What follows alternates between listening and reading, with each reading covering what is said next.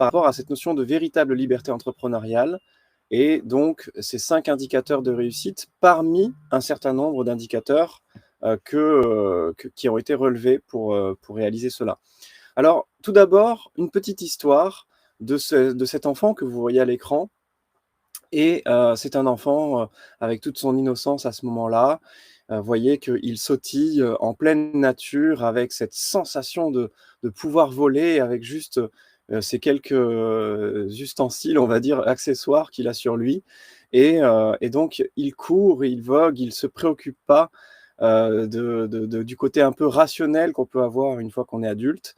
Cette histoire de cet enfant qui rêve, qu'un jour il puisse voler et qui regarde aussi peut-être les séries de, Superman ou d'autres super-héros qui savent voler, eh bien c'est, l'histoire de ce petit enfant qui s'est dit que, plein de choses sont possibles au-delà de ce que les adultes peuvent lui dire et cet enfant, eh bien, petit à petit grandit et finit par réaliser, eh bien, des choses que pouvaient, considérer certains adultes comme impossibles, comme par exemple, eh bien, aller atteindre sa véritable liberté entrepreneuriale, faire en sorte notamment qu'une entreprise, qu'une de ces 3 sociétés qu'il a créées, tourne à plus de 90 sans lui pendant 12 mois consécutifs, sans perte de chiffre d'affaires. Donc maintenant, ça va au-delà de ça. Vous avez compris que, ce petit enfant, eh bien, aujourd'hui, il est devant vous à l'âge adulte et donc l'idée, c'est que chacun a sa définition de la véritable liberté entrepreneuriale et nous allons peut-être aussi faire un tour d'horizon avant de commencer et de rentrer dans le vif du sujet. Je vois dans la salle, eh bien, de belles personnes qui sont là, qui nous ont rejoints, comme Lionel qui et Sébastien qui m'ont salué, donc je vous salue également et n'hésitez pas d'ailleurs à interagir puisque, l'idée, c'est aussi de pouvoir, créer quelque chose d'interactif, de vivant et d'humain. Cette image illustre aussi cette notion que pour aller atteindre sa véritable liberté entrepreneuriale, il y a certaines marches à gravir et notamment certains plafonds, comme on peut appeler des plafonds de verre.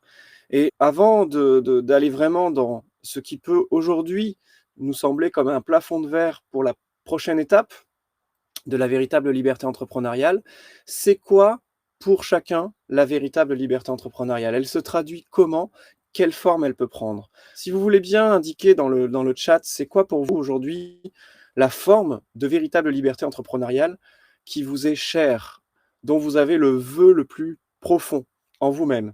Moi, par exemple, à un moment donné, ça a été ne pas mettre de réveil le matin. Me lever le matin sans réveil, pour être un peu plus positif dans l'expression, et ça fait 10 ans qu'aujourd'hui, eh bien, je réalise ce vœu aussi qui était cher en moi depuis des années, alors que j'avais vécu 7 années dans, l'aéronautique militaire en tant qu'engagé, dans l'armée de l'air. Donc ce qui fait que, ce vœu, bah, est venu aussi d'un espace de contrainte. Donc peut-être qu'aujourd'hui, vous avez des espaces de contrainte et que ces espaces de contrainte, vous vous dites: «C'est un plafond de verre que j'aimerais dépasser». C'est quoi qu'il y a au-delà du plafond de verre? C'est quoi que la cette aspiration et comment elle se traduit peut-être pour vous aujourd'hui? C'est quelle est votre définition de la véritable liberté entrepreneuriale? Donc bien sûr, à nouveau, j'invite à l'interaction. Donc, je vois par exemple Lionel qui me dit: «Ne pas m'inquiéter pour mon avenir financier et ma qualité de vie». Et donc même là, ce que je peux inviter, c'est vraiment d'être, heu, un peu plus précis. Par exemple, c'est quoi ça se traduit comment l'avenir financier? Est-ce que c'est un niveau de revenu? Est-ce que c'est, juste le fait que le revenu rentre tous les mois? Donc c'est quoi? Et puis même pour la qualité de vie, c'est quoi la qualité de vie? Est-ce que c'est par exemple passer, au moins, eh bien une demi-journée pleine et entière en présence constante pour les enfants, sans penser justement à l'activité professionnelle? Aujourd'hui, on sait que c'est pas si évident que ça, de passer du temps avec ses proches sans avoir des pensées, qui nous ramènent à notre activité professionnelle. Donc merci en tout cas beaucoup Lionel. Je vois Sébastien qui me dit: «Être libre et travailler pour soi».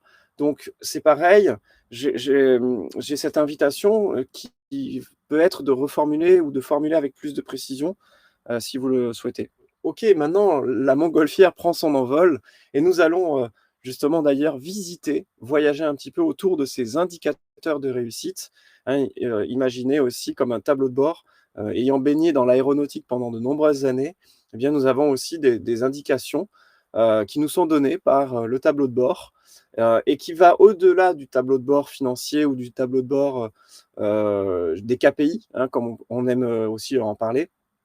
C'est vraiment un tableau de bord de vie cette fois-ci, de la vie de notre entreprise, de notre vie à nous et en tant que personne. Parce que notre entreprise, c'est aussi une personne, mais on appelle une personne morale, et nous-mêmes, en tant que dirigeants, nous sommes une personne physique. Et donc, c'est cette interaction entre chaque personne, chacun son tableau de bord, et bien sûr le tableau de bord global. Et en fait, on voit que nous avons déjà eu plusieurs tours d'horizon de cette véritable liberté entrepreneuriale. Et chez moi, là où c'est devenu une obsession, une quête, c'est de réunir l'ensemble de plusieurs formes réunies ensemble qui déterminent la véritable liberté entrepreneuriale. C'est pour ça qu'il y a eu d'ailleurs plus d'une vingtaine d'indicateurs que j'ai relevés sur ce fameux grand tableau de bord, et on va en voir 5 aujourd'hui. Donc, si vous êtes bien dirigeant, PDG, CEO, entrepreneur, chef d'entreprise, vous avez une entreprise depuis peut-être quelques années, vous avez entre 10 et 100 collaborateurs, je parle de collaborateurs internes ou externes, et que votre modèle d'affaires, à ce jour, a trouvé un modèle de rentabilité, et puis que vous avez un espace de contrainte important, comme par exemple ce qui est mentionné ici, votre agenda est trop rempli à votre goût, eh bien, je pense qu'à ce moment-là, vous êtes bien à votre place dans cette conférence, particulièrement bien, je pense, à votre place, mais vous me le direz aussi vous-même à la fin de cette conférence. Il y a quelque part des décisions que nous prenons chaque jour dans notre vie d'entrepreneur et dans notre vie professionnelle, mais même personnelle, et qui nous emmènent forcément à cultiver eh bien, une des 2 spirales. La première, c'est une spirale qui enferme jour après jour. Donc c'est une spirale qui, bien sûr, nous fait vivre un état émotionnel de plus en plus bas chaque jour. Et la deuxième, c'est la spirale qui nous rend libres jour après jour et qui donc nous fait vivre un état émotionnel de plus en plus élevé ou positif chaque jour. Et donc là, dans un premier temps, je vous invite à regarder un peu, en faisant le tour un peu de votre, par exemple, des derniers jours de votre vie au quotidien, entrepreneurial, entre autres, et de se ressentir quelle spirale, en fait, je suis en train de cultiver en ce moment au quotidien et peut-être sans m'en rendre compte. Et que finalement, quand je regarde en faisant de la rétroaction, d'observation rétroactive, eh bien, je me rends compte que j'étais dans une spirale qui m'enferme jour après jour. Mais parce que, pour telle et telle bonne raison. Ou alors je me rends compte que je suis dans une spirale qui me rend libre jour après jour, peu importe le rythme dans lequel, heu, j'évolue dans cette spirale. Alors, l'idée, c'est de voir justement comment on va pouvoir, heu, augmenter ou accélérer cette spirale qui nous rend libres jour après jour. Parce que 22 des dirigeants considèrent avoir acquis une certaine liberté entrepreneuriale et c'est déjà trop peu à mon goût, parce que pour moi, c'est une quête et je me dis: «Mais si j'ai réussi, en plus avec le parcours qui est le mien et je pense que c'est un parcours comme tout autre être humain, bah, en fait, d'autres peuvent réussir. Comment ça se fait?» Alors, est-ce que vous aimeriez peut-être justement reprendre plus de vacances qu'un salarié? Parce que ça aussi, c'est un indicateur que je trouve intéressant. On va voir quand on va voir vraiment les indicateurs, il y a des sous-indicateurs et il y a les manières de le mesurer et donc ça, c'est par exemple pour moi une manière de le mesurer. Sans culpabilité aussi et sans mettre en danger son entreprise. Si on les prolonge de quelques jours soudainement parce qu'on est pris par des vacances qui sont, passionnantes et on se dit: «Bah, allez, je me prends 3 jours de plus» et ça mettra pas en danger l'entreprise. Est-ce que vous aimeriez cela?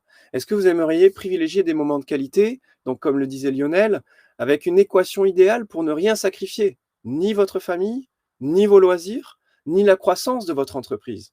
Parce que c'est souvent ça aussi. On a peut-être des fois la confusion entre les compromis et les compromissions. Est-ce que vous aimeriez avoir un bouton pilotage automatique? On puisse appuyer à tout moment, le temps qu'il nous faut et sans avoir de travail à rattraper au retour lorsqu'on désactive le pilotage automatique. Est-ce que vous saviez que les dépendances de l'entreprise, quelle qu'elle soit, quelle que soit la forme que ça prend, ça affecte en réalité sa valorisation? Et que du coup, une PME qu'on peut aujourd'hui diriger, ou même une entreprise quelconque, eh bien, sa valorisation compte aussi. Comme je le disais tout à l'heure, c'est une personne morale. Imaginez, moi, des fois, je me projetais comme alors j'ai pas d'enfant, mais comme un parent, j'ai été enfant et qui, à un moment donné, va faire en sorte que l'enfant va prendre toute sa valeur en le laissant justement faire aussi un peu son chemin. Et donc, sinon, ça génère des dépendances. Est-ce que vous saviez aussi que réussir une entreprise ne se limite pas à sa croissance? Je parle souvent du cap, et d'ailleurs avec le Montgolfier, on va justement atteindre ce cap de la véritable liberté entrepreneuriale.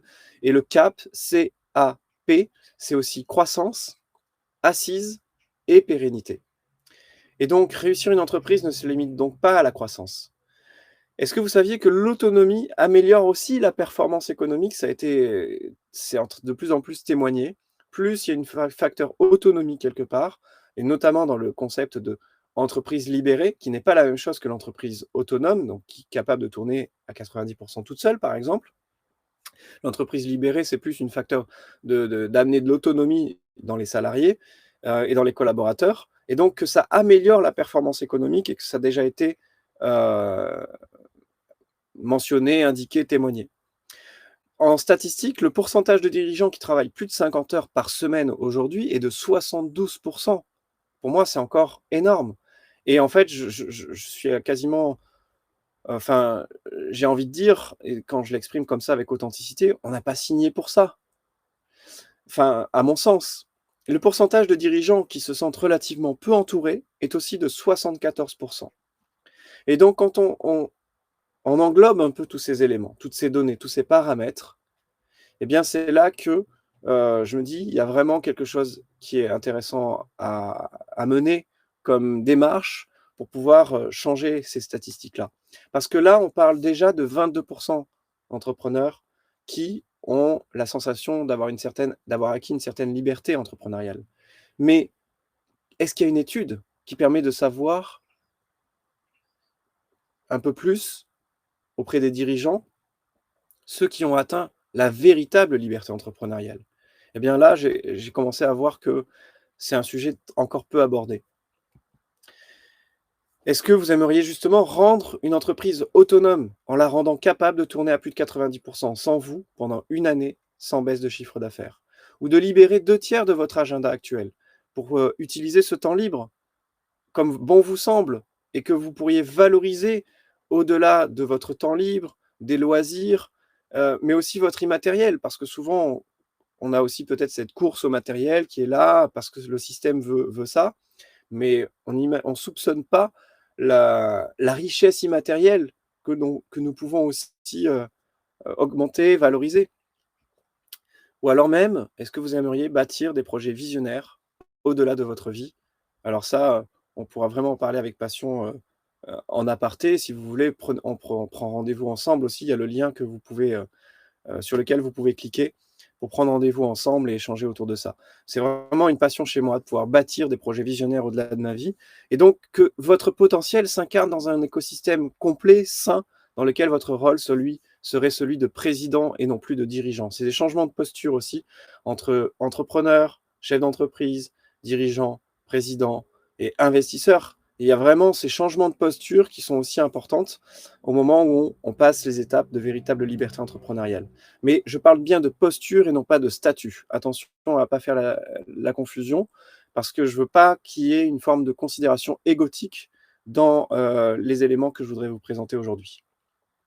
Donc voici 5 indicateurs parmi plus d'une vingtaine que j'ai pu relever autour de la véritable liberté entrepreneuriale avec ces 12 années d'expérience entrepreneuriale acquise et en même temps des interactions très enrichissantes aussi avec une toute petite poignée de très rares entrepreneurs que j'ai pu rencontrer et qui aussi ont atteint leur forme de véritable liberté entrepreneuriale, y compris celle de faire tourner une entreprise, voire plusieurs, toutes seules.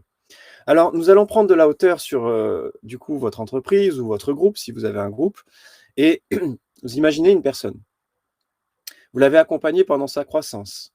Vous avez soutenu son expansion. Vous étiez là durant ces moments où ça s'est stabilisé. Et puis, vous avez permis de valider de belles réussites. Vous l'avez compris, puisque j'en ai parlé tout à l'heure, c'est votre entreprise en tant que personne morale dont je fais référence aujourd'hui. Alors, vous voulez peut-être lui offrir un parcours de haut vol, et cette personne peut davantage s'épanouir. Et vous-même, d'ailleurs, en tant que personne physique. Donc il y a une étape cruciale qui détermine aussi la longévité de la personne morale, votre entreprise, et qui dépend aussi bien sûr des décisions et des actions de la personne physique, donc vous. Et une fois que j'ai pris conscience de ça, déjà il y a quelques années, alors pour faire très rapide, moi j'ai démarré à 23 ans, l'an l'aventure entrepreneuriale et très, très rapidement, peut-être à 26 ans, 3 ans après, je me suis dit: Voilà, si j'ai signé pour ça, c'est pourquoi exactement?» Et donc je suis allé vraiment, chercher cette notion de quête de liberté et puis je suis tombé sur cette citation il y a quelques semaines que je trouve super intéressante, qui peut faire débat d'ailleurs. Voilà, la quête de liberté est la plus ingénieuse des folies et au final, ma croyance, finalement, dans laquelle je me retrouve dans cette citation, c'est qu'elle n'a pour destination que sagesse et émancipation à long terme. Donc premier indicateur, parmi les 5 que je peux partager avec vous aujourd'hui, en respectant le temps qui m'a été, accordé aussi d'une heure de conférence, c'est l'indicateur temporel. Alors comme je disais, il y en a une vingtaine plus d'une vingtaine que j'ai relevés et puis n'hésitez pas à prendre rendez-vous pour qu'on échange de manière personnalisée, confidentielle, aussi sur les situations, de chacun, donc votre propre situation et peut-être qu'on va aller voir d'autres indicateurs qui vous concernent davantage. Mais là, j'essaie de voir 5 indicateurs qui reviennent quand même assez souvent, dont l'indicateur temporel. Pour moi, ça se traduit comme: je ne mets pas le réveil le matin. Ça, c'est une manière parce qu'en fait, il y a plusieurs sous-indicateurs, mais ça, c'est une manière de mesurer qu'au niveau de l'indicateur temporel, je suis, heu, en accord avec moi-même.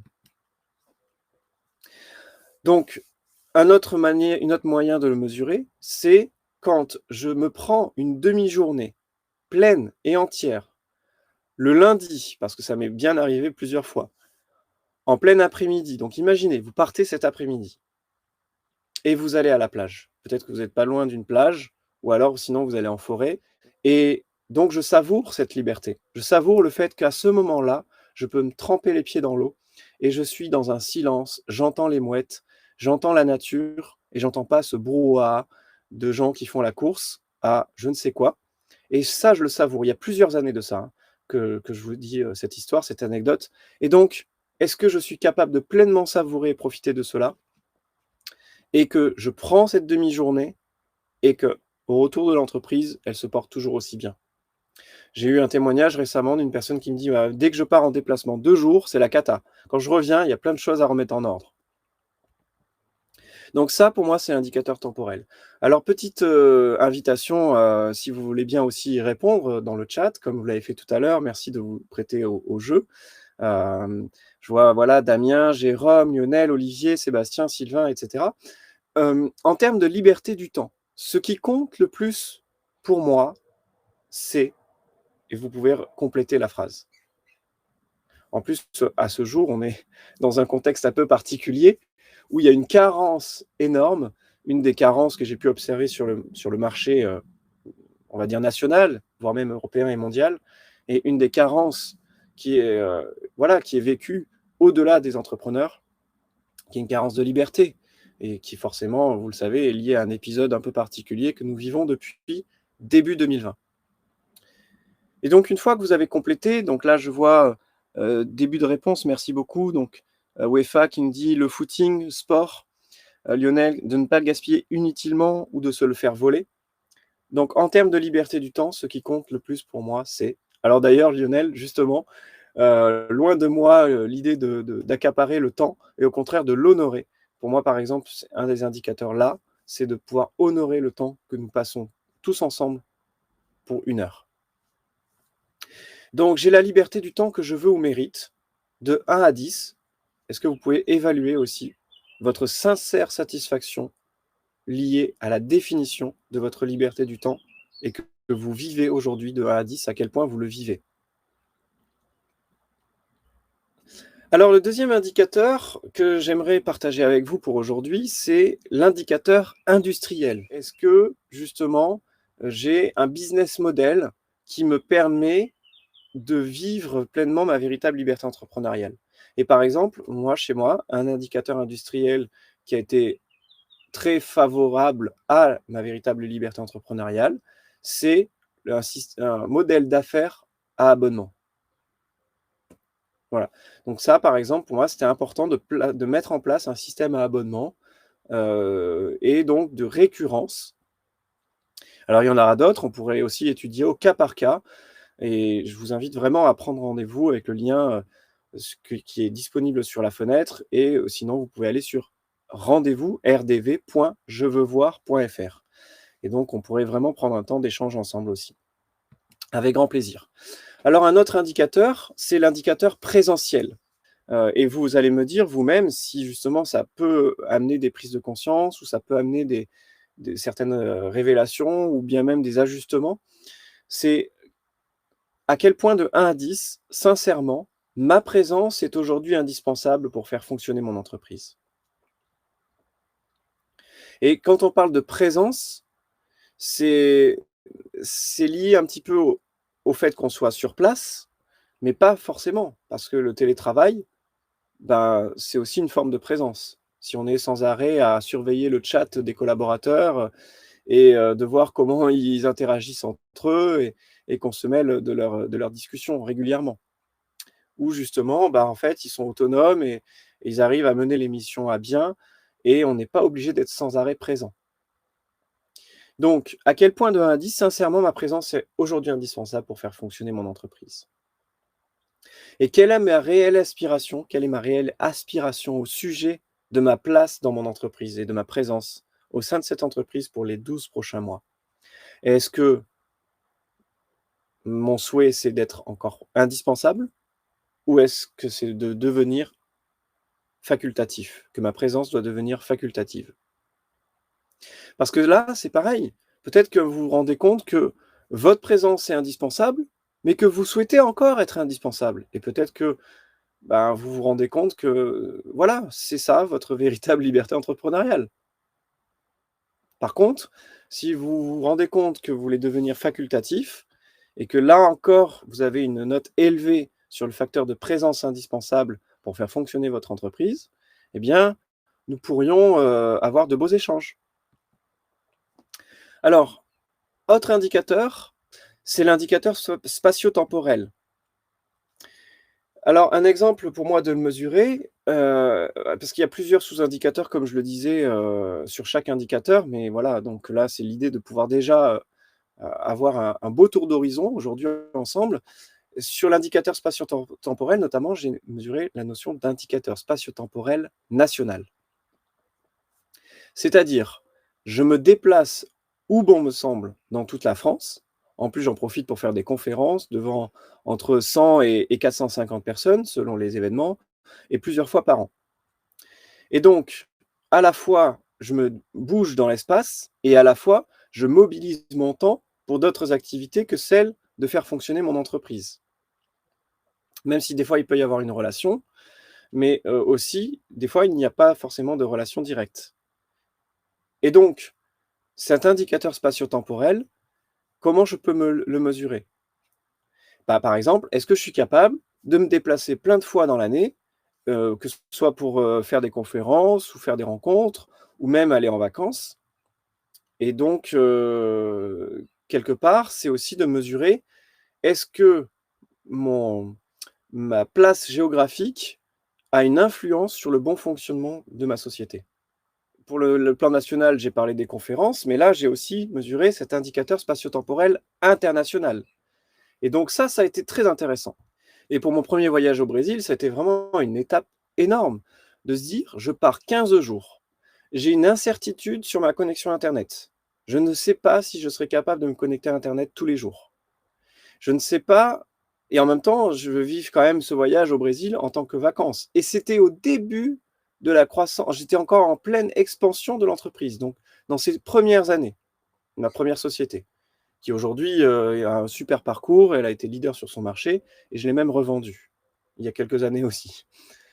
Je pars au Brésil pour 15 jours. Est-ce que je suis capable de dire: «Bah, en fait, quand même, je suis censé profiter de ces vacances. C'est au Brésil, je sais pas quand est-ce que j'y retournerai. On n'y va pas comme ça en un coup de train, dans ce pays. C'est plusieurs heures d'avion». Donc on n'arrive pas à se projeter en disant: «Bon, c'est pas grave si je rate quelques trucs, je reviendrai». Donc du coup, on se dit: «Il faut à la fois que je mette pas en danger mon entreprise et en même temps que je gagne une étape en termes de véritable liberté entrepreneuriale.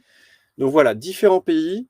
Par exemple, le Japon, c'est énorme. Le Japon, je suis au moment de l'aéroport, et peut-être que vous avez vécu ça, une situation de crise à gérer. Et qu'à ce moment-là où vous avez à gérer une situation de crise dans votre entreprise, vous vous étiez accordé un moment de répit. Est-ce que vous l'avez vécu? Qui l'a vécu parmi vous? Vous vous accordez un moment de répit et à ce moment-là, il y a une gestion de crise à gérer. Anto qui nous dit trop de fois. Au Japon, j'étais à l'aéroport et j'ai vécu une des pires situations de crise pour ma société. Parce que en fait, quand ça touche le noyau de fonctionnement de la société, bah, la crise est d'autant plus importante. Le noyau de fonctionnement de la société à ce moment-là, au moment où j'étais à l'aéroport en partance pour aller au Japon, pour un voyage qui était quand même un voyage plus spirituel, plus de retraite introspective. Et donc à ce moment-là, les serveurs crashent. Et en fait, quand des serveurs crashent pour une société dans le secteur informatique, eh bien, en fait, et qui peuvent en plus être crashés à tout moment, donc ça veut dire que ça nécessite une présence quasi constante, parce qu'on sait très bien l'incertitude de certains secteurs d'activité, et donc l'impact majeur que ça peut aussi avoir. Vous avez aussi peut-être connu justement les problèmes que OVH a connus aussi, donc au niveau des data centers. Donc à ce moment-là, eh bien, d'une certaine manière, c'est là qu'on peut voir et mesurer à quel point nous pouvons passer cette étape de véritable liberté entrepreneuriale et parfois de transcender en pleine crise, parce que à ce moment-là, mais j'avais très peu de possibilités d'intervenir. Et pour autant, je n'avais pas encore une certitude que les collaborateurs allaient s'en sortir avec brio. Surtout quand ça touchait le noyau de l'entreprise et qu'ils n'ont pas été donc confrontés à cela régulièrement. Parce que quand on a été à l'armée, quand j'étais à l'armée, et peut-être certains d'entre vous ont connu parce qu'il y a eu le service militaire, selon l'âge que vous avez, eh bien, on fait régulièrement ce qu'on appelle des exercices, des scénarios de simulation de situations de crise, notamment des exercices d'incidents nucléaires. Et donc, quand on a régulièrement des entraînements comme ça, on peut plus facilement traverser les vraies crises, avec sérénité et avec perspicacité. Mais quand ce n'est pas le cas, et c'est pour ça que selon la culture qu'on a dans l'entreprise, est-ce qu'on met en place des scénarios d'exercice ou pas, de crise, en fonction des moments durs, enfin des noyaux sensibles de l'entreprise. Donc, et là, ça me permet de mesurer l'indicateur spatio-temporel international sur le fait de pouvoir voyager dans n'importe quel pays avec des incertitudes comme les connexions Internet. Alors, l'indicateur émotionnel, c'est un indicateur que je trouve aussi très intéressant. Je vais aller très vite parce qu'en fait, finalement, vous avez vu, je vais être généreux, on va parler d'un peu plus que 5 indicateurs. Mais imaginez, ça vous ferait quoi émotionnellement de laisser votre entreprise faire sa vie pendant 4,5 jours sur 5, chaque semaine, pendant un an, sans que vous vous mêliez de quoi que ce soit? Ça vous procure quoi comme sensation? Et ça, c'est un indicateur que je trouve très intéressant. Donc après, il y a l'indicateur intentionnel. C'est quoi en fait l'intention que vous avez par rapport à votre entreprise et par rapport à vous-même?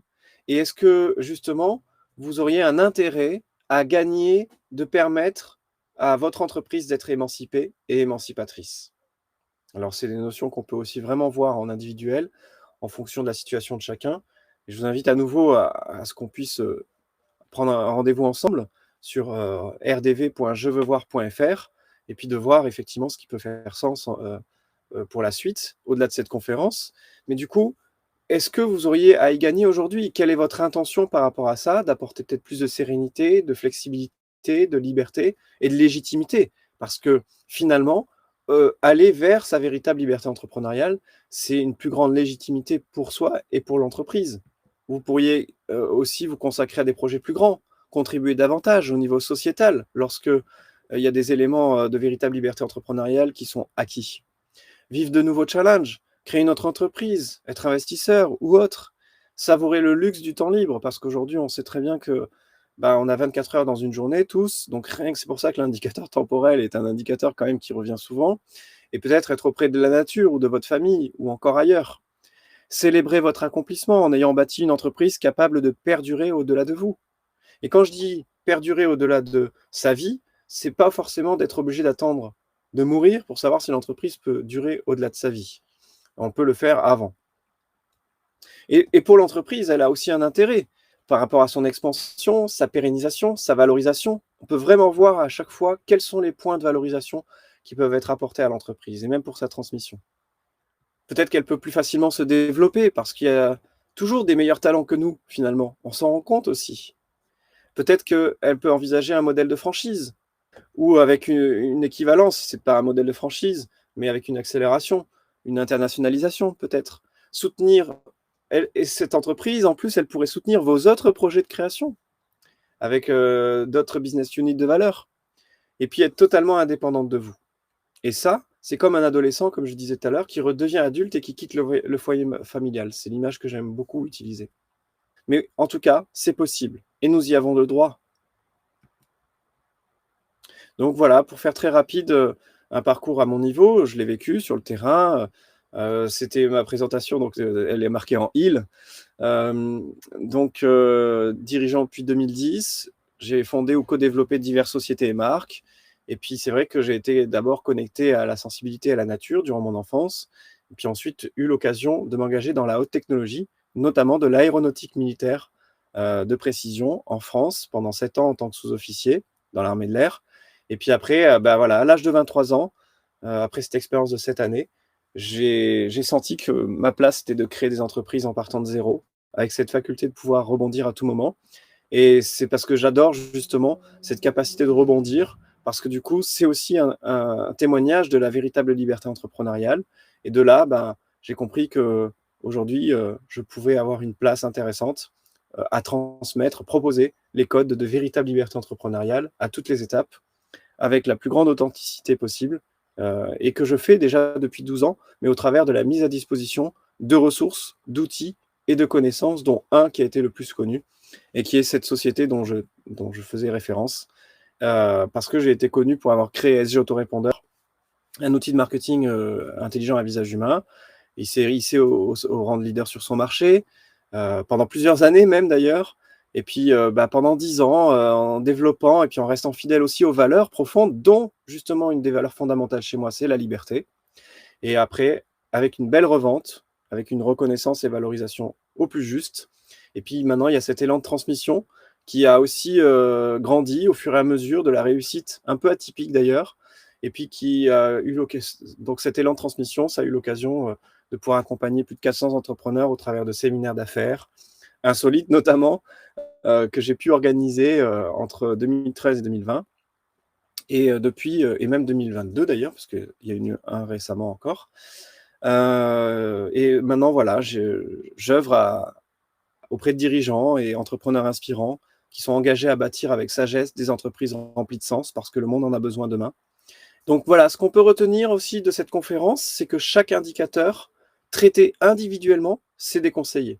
C'est vraiment comme un corps humain. On a à la fois le poumon, le foie, la rate, et donc tout ça fonctionne ensemble. Donc on doit les considérer comme de manière organique et non pas de manière mécanique et scindée, comme bah, voilà, on peut avoir cette tendance-là aujourd'hui dans le monde entrepreneurial ou même dans le monde économique, voire même dans le monde social. Pour certains indicateurs, il y a aussi donc des sous-indicateurs, je l'ai déjà précisé. Par exemple, pour l'indicateur temporel, ben, il y a l'indicateur temporel du dirigeant, mais il y en a aussi d'autres. Donc il y a un peu plus d'une vingtaine d'indicateurs et de facteurs au total que j'ai pu relever. Et la véritable liberté entrepreneuriale dépend vraiment de la maîtrise de ces indicateurs les uns par rapport aux autres.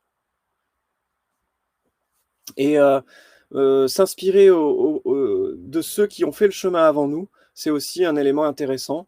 Et moi, ma première inspiration, ça a été la notion du tour de monde, où je voyais des entrepreneurs disent « Ah ben voilà, je vais faire le tour du monde pendant 1 an et faire en sorte de piloter mon entreprise à distance ». Ça a été ma toute première inspiration que j'avais eue, je crois, à l'âge de 24 ans ou 25 ans.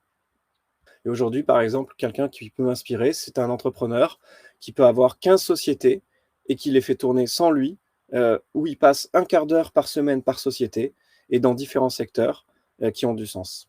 Et selon votre ambition, en fonction de peut-être que faire tourner une entreprise à 97% sans vous, parce que c'est ce que j'ai réalisé, pendant toute une année, sans perte de chiffre d'affaires, peut être un peu bousculant à ce jour. Et ça peut se comprendre. Donc on va s'adapter aussi au rythme avec un parcours adapté, conçu sur mesure. Ça peut être déjà travailler sur 1 an de trésorerie dans l'entreprise, parce que ça aussi, ça peut être une forme de liberté entrepreneuriale. Quand on a la sérénité d'1 an de trésorerie capable de faire tourner une entreprise qui traverse une crise, et on l'a vécu, hein, pour plein de secteurs, s'il y avait 1 an de trésorerie pour certaines entreprises, elles n'auraient pas été en danger par rapport au Covid. Et donc ça peut être déjà une forme de liberté entrepreneuriale. Ça peut être aussi le week-end paradoxe. On va vivre 3 jours au repos en semaine, en pleine semaine, hein, sans consulter la boîte email ni aucune messagerie. Ça peut être une forme, mais ça peut être aussi entre les 2. On peut vraiment s'adapter parce qu'il y a aussi, de respecter, les différents indicateurs actuels. L'idée, c'est que si on prend rendez-vous ensemble, ça va me permettre déjà de faire peut-être un mini bilan, un mini diagnostic, et d'aller voir un peu, visiter ces différents indicateurs, et là, vous vous situez vraiment au cas par cas. Donc je ne parle pas forcément des autres possibilités d'accompagnement où là, ça peut être vraiment pour les plus aventuriers. Voilà, en tout cas, vous savez que l'Agence du Rêveur Ingénieux peut vous soutenir, sur des programmes, qui peuvent, avoir des durées variables. Les programmes les plus longs vont de 12 à 24 mois, de manière, conçue sur mesure et selon votre assise, vos ambitions et aussi votre rythme, et bien sûr plein d'autres, paramètres qu'on pourra prendre en considération. En tout cas, il y a le format de la consultance, il y a le format d'accès aussi à toutes les ressources, les outils et les connaissances, de l'Agence du Rêveur Ingénieux. Le format des immersions, parce que caler des immersions pendant l'accompagnement peut être très, très intéressant pour aller vraiment activer des choses et les transformer ou les valider même, parce que les meilleures validations de véritable liberté entrepreneuriale chez moi, ça a été au moment d'immersion. Et même des fois, une simple randonnée, une demi-journée, hein, au moment où il y a une crise d'ailleurs qui réapparaît. Et puis bien sûr, un contact, une interaction, une forme de support, 24 heures sur 24. C'est un canal dédié que j'aime bien mettre en place dans les cadres d'accompagnement long. Voilà pour ça. Donc je propose qu'on commence par un diagnostic, parce que je pense que ça peut être la base, et donc je vous invite vraiment à prendre rendez-vous à nouveau. Il y a le lien qui est disponible sur la fenêtre, et puis il y a aussi, je le dis de vive voix, rendez-vous rdv.jeveuxvoir.fr. Donc, de toute façon, avoir une quelconque mission, moi, ce que je propose, c'est qu'on fasse d'abord connaissance au travers d'une première session ingénieuse. Donc voilà, le lien s'affiche ici. Et vous avez aussi la possibilité de cliquer dessus directement. Voilà, donc 22% des dirigeants considèrent avoir acquis une certaine liberté entrepreneuriale. Je trouve que c'est encore peu. Je trouve qu'on n'a pas signé pour ça. C'est ma manière de voir les choses. Peut-être j'aimerais avoir aussi votre manière de voir les choses, et j'aimerais contribuer à pouvoir changer les statistiques. Et voilà, peut-être je vous offre encore 4 questions bonus qui pourraient peut-être être bousculantes, mais à mes yeux ont une grande valeur. Alors aussi, j'ai cette situation qui m'a beaucoup inspiré, et heureusement, parce que justement sinon, je pouvais me retrouver dans le piège de rester dans la majorité. C'est vrai que chez moi, avec mon profil d'ailleurs de personnalité un peu atypique, il y a toujours eu cette volonté de sortir des sentiers battus. Et donc à chaque fois que vous vous retrouvez du même côté que la majorité, il est temps de prendre du recul et de réfléchir. Quand j'ai vu cette citation de Mark Twain, je me suis dit « Hourra !» Je ne suis pas le seul à le penser. Merci pour votre confiance. Vous pouvez aussi me contacter librement par WhatsApp, Telegram, Signal, avec le numéro qui s'affiche ici. Et nous arrivons donc au terme de cette conférence avec bien sûr la possibilité et le grand plaisir pour encore partager justement, proposer ces codes de la véritable liberté entrepreneuriale. Merci beaucoup et je vous souhaite une très bonne journée et bien sûr le meilleur pour votre véritable liberté entrepreneuriale. À très bientôt, bonne journée à vous.